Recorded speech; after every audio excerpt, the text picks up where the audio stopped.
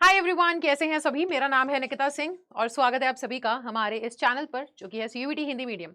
अब जैसे कि आप लोग जानते हो कि भैया अफवाह फैल रही है एक तरह से हर जगह पर कि जो है हमारे सीयूईटी के फॉर्म्स हैं वो निकल चुके हैं। तो सबसे पहले ना मैं ये जो वीडियो है इसी के साथ स्टार्ट करना चाहूंगी कि अभी सीयूईटी के फॉर्म्स जो हैं 2024 के लिए वो अभी नहीं रिलीज हुए हैं। फॉर्म्स कब निकलने वाले हैं तो 19 फेब जो है वो डेट बताई जा रही है कि आपको उम्मीद करके चलनी चाहिए कि 19 फरवरी के आसपास आपके फॉर्म्स आ जाएंगे। तो जल्दी ही आपके फॉर्म्स जो है वो रिलीज होने वाले हैं। लेकिन इसमें ना इस बीच में बहुत ज्यादा बड़ी जो एक दिक्कत आ जाती है वो ये है कि अभी बच्चे बड़ा रिलैक्स कर रहे हैं। वो सोच रहे हैं कि ठीक है भैया, जब सीयूईटी का फॉर्म निकलेगा तब हमें फॉर्म भर देना है, कोई बड़ी बात तो है नहीं। बस फॉर्म की डेट को ना वो ताक में बैठे हुए हैं कि जब डेट निकलेगी हम फॉर्म भर देंगे। लेकिन इतना आसान नहीं है। डेट निकलते के साथ आपको फॉर्म भरना है। जो फॉर्म भरते वक्त आपको डॉक्यूमेंट्स चाहिए वो डॉक्यूमेंट्स अभी से प्रिपेयर करके रखो, क्योंकि उसके बाद ना हबड़ा तबड़ी में आपके पास इतना टाइम बचेगा नहीं कि आप डॉक्यूमेंट्स कोई बनवाने हैं जो नहीं बनवा रखे वो आप बनवाने जा सके, है ना। बहुत सारी चीजें चाहिए होती है क्योंकि तुम्हारे बोर्ड एग्जाम्स भी चल रहे होंगे, फिर सीयूईटी के फॉर्म्स भी आ जाएंगे बाहर, तो वो भी भरने होंगे। तो बहुत ज्यादा एक केओस क्रिएट हो जाएगा। तो इसलिए मैं आप लोगों को आज बताने वाली हूँ कि कुछ ऐसे फॉर्म्स, खास तौर पे अगर हम दिल्ली यूनिवर्सिटी की बात करें तो एडमिशन के लिए कुछ ऐसे डॉक्यूमेंट्स जो अगर आप अभी से रेडी करवा लेते हो तो आपके लिए बहुत बेटर रहेगा, ताकि आप लोगों को बाद में जाकर के परेशानी नहीं होगी। अब देखिए, बेसिकली तो मैं सीयूईटी फॉर्म्स की बात कर रही हूँ, ठीक है, यहाँ पे, क्योंकि जब आप सीयूईटी का फॉर्म, रजिस्ट्रेशन फॉर्म भरेंगे तो कुछ डॉक्यूमेंट्स आपके पास रेडी होने चाहिए, ठीक है।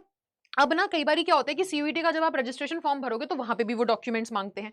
कई बारी ना जब आप कॉलेज के लिए एडमिशन के लिए जाओगे तो यूनिवर्सिटी अलग से भी आपसे कहती है कि डॉक्यूमेंट्स भर दो। तो एक ही बात है, एक बार ना अच्छे से अपने डॉक्यूमेंट्स जो है अभी ये तैयार रखोगे तो आगे जाकर के फायदा ही मिलेगा कि भैया ये डॉक्यूमेंट्स तैयार है, सीयूईटी के रजिस्ट्रेशन फॉर्म में भी भर दिया मैंने डॉक्यूमेंट, और उसके बाद अगर आगे जाकर के कोई यूनिवर्सिटी मांगेगी तो आप वहां पे भी दे देंगे डॉक्यूमेंट्स। और ये डॉक्यूमेंट्स हर एक बच्चे के पास तैयार होने चाहिए अगर आप आगे जाकर के कोई भी अलग अलग लेवल के कॉम्पिटेटिव एग्जाम्स देने वाले हो तो, ठीक है। तो ना देरी करते हुए जल्दी से मैं आप लोगों को बताती हूँ कि कौन से वो फॉर्म्स रहने वाले हैं। तो बेटा देखिए, ये कुछ ऐसे रिक्वायर्ड डॉक्यूमेंट्स हैं जो आप लोगों के पास होने चाहिए, ठीक है। तो मैं एक बार बता देती हूँ। देखो, सबसे पहले ना आप लोगों के पास एक फोटो होनी चाहिए। अब बच्चे यहाँ पर बोलेंगे मैम हमारे पास पासपोर्ट साइज फोटो है, चलेगा?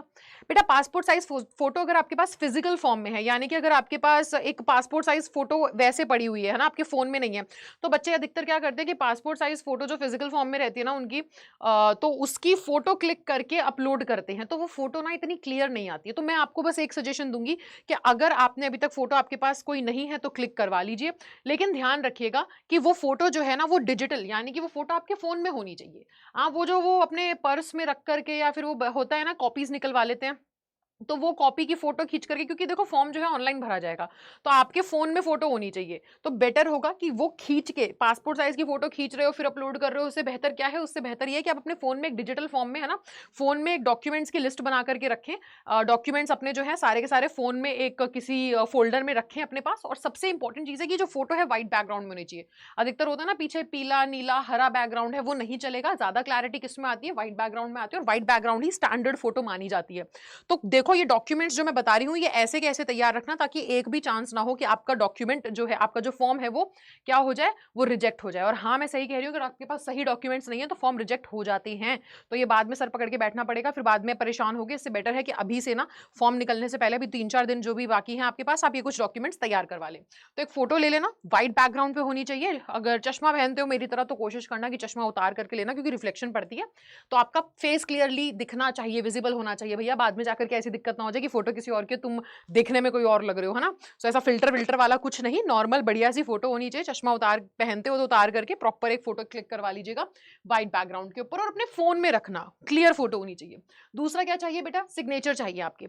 आप एक छोटा सा काम कीजिएगा कि आप ना, अगर आपके घर पे कोई भी एक व्हाइट कलर का आपके पास कोई पेज है, तो उस व्हाइट कलर के पेज के ऊपर, है ना, व्हाइट पेज ही बोलूंगी मैं, उसमें कोई लाइनें वाइनें नहीं खींची होनी चाहिए, प्लेन सिंपल सफेद रंग का एक कोई कागज होना चाहिए, ठीक है। उस सफेद रंग के कागज के ऊपर आपको दो चीजें करनी है। एक तो आपको सबसे पहले अपने सिग्नेचर कर लेने हैं, ठीक है। सिग्नेचर याद रखिएगा, जो सिग्नेचर आप यहां करेंगे यही सिग्नेचर आपके आगे जाकर के काम आएंगे, है ना, हर जगह पे चलने वाले होंगे आपके एडमिशन प्रोसेस में। सो ये सिग्नेचर आप यहां पर करेंगे, और सिग्नेचर करने के बाद देखो, है ना, वो आती है ना आप लोगों के पास वो थंब प्रिंट करने के लिए, ठीक है, इंक पैड, तो उससे प्रॉपर आप ना एक अपने राइट अंगूठे का निशान और एक अपने लेफ्ट अंगूठे का निशान यहां पर कागज पे, उसी कागज पे ऊपर नीचे बना करके रखिएगा, ठीक है। यहां पे मैंने दोनों पॉइंट्स लिखे हैं, पॉइंट नंबर सेकंड और थर्ड, थंब प्रिंट आपके होने चाहिए।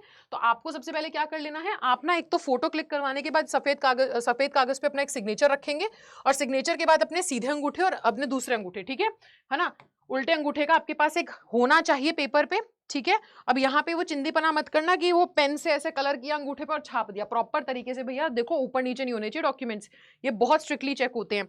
ठीक है, सो आप प्रॉपर इंक पैड लेकर के अपने थंब इंप्रेशन यहाँ पर डाल दीजिएगा और इसको स्कैन करवा लेना। आजकल फोन में बहुत सारे ऐप्स आते हैं, आप अपने फोन में भी उसको स्कैन कर सकते हो, वरना आप जाकर के किसी भी फोटोशॉप पे है ना उसको स्कैन करवा सकते हो। वो स्कैन डॉक्यूमेंट जो होगा वो भी अपने फोन में रखिएगा आप, सब कुछ जो है आपको फोन में एक फोल्डर बना लेना आपके डॉक्यूमेंट्स का।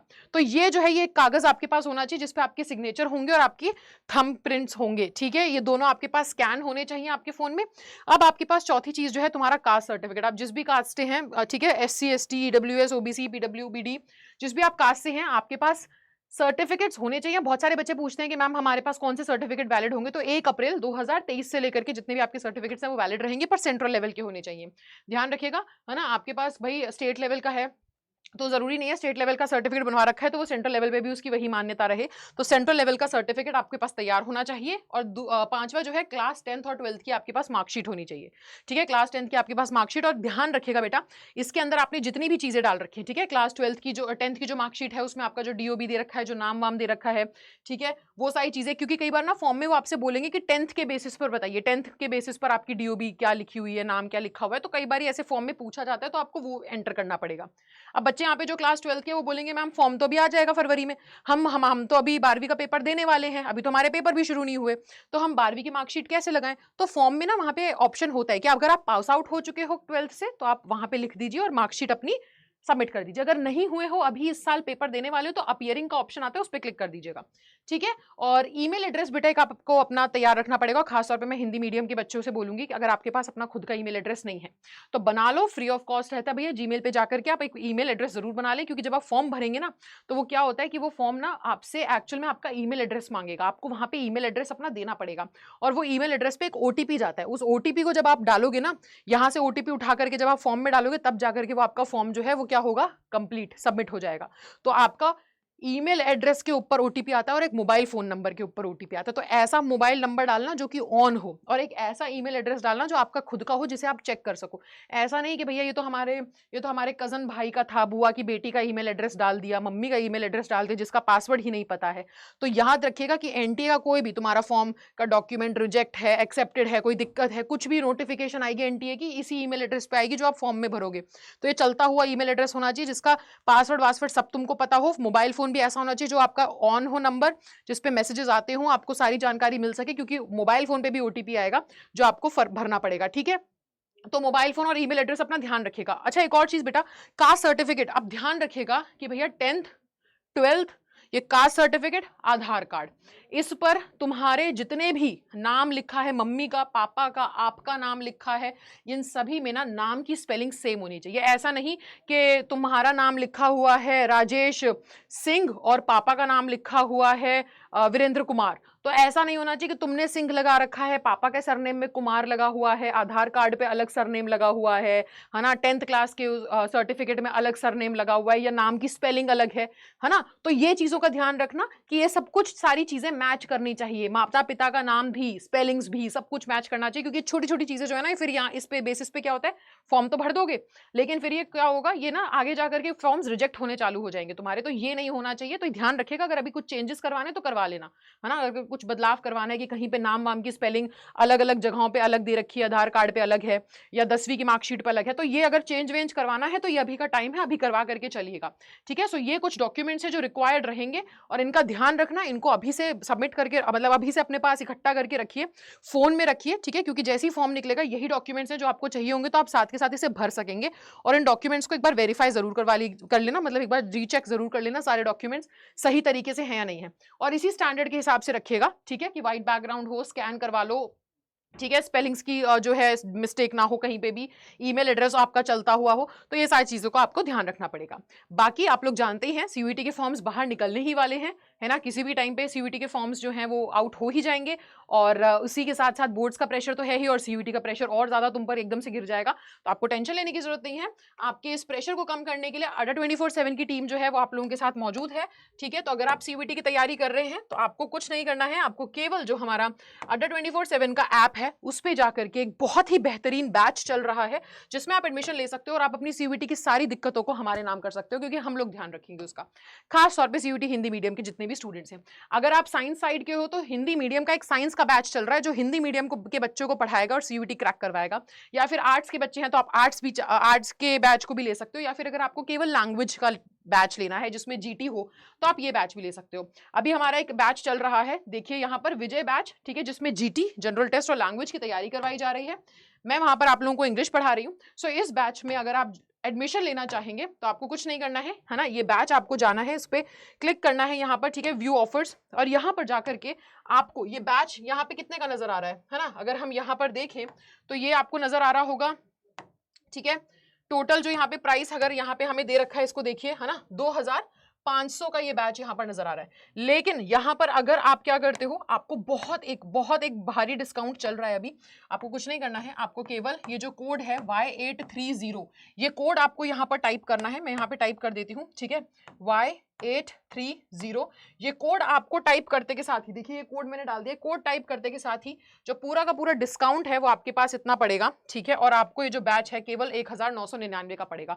सो ये कोड का इस्तेमाल करते हुए भारी डिस्काउंट पाकर के आप अपने जो सीयूईटी की तैयारी है इसे बहुत बेहतर बना सकते हो बेटा। और मैं बस यही कहना चाहूंगी कि इसमें बिल्कुल भी देरी ना करें, इसमें बिल्कुल भी लेट ना हो, क्योंकि देखो जैसे ही फॉर्म्स भरेंगे ना भैया, बरसात होने वाली एकदम से ना, बहुत सारे बच्चे बहुत सारे अप्लाई करने वाले हैं। पिछली बार 28 लाख बच्चों ने फॉर्म भरे थे, तो इस बार आप सोचिए कि इस बार तो उम्मीद है ये नंबर और बढ़ेगा, ठीक है। तो अब कंपटीशन बहुत तगड़ा होने वाला है और जाहिर सी बात है जितना तगड़ा कंपटीशन होगा उतनी ही तैयारी तगड़ी चाहिए रहेगी। सो अपनी तैयारी को और बेहतर बनाओ। अड्डा 24/7 के साथ हमारी पूरी टीम है जो खास तौर के हिंदी मीडियम स्टूडेंट्स का जो है ध्यान रख रही है कि आप लोगों को सीयूईटी क्रैक करवाएं और आपके ड्रीम कॉलेजेस में पहुंचाएं, ठीक है। सो ये कोड का इस्तेमाल करते हुए बैच में जुड़ जाओ यार और शुरू करो अपनी तैयारी को, ताकि आप सभी अपने ड्रीम कॉलेजेस में पहुंच सकें। सो हम मिलेंगे अगली बारी, ठीक है, तब तक के लिए bye bye, take care and thank you so much.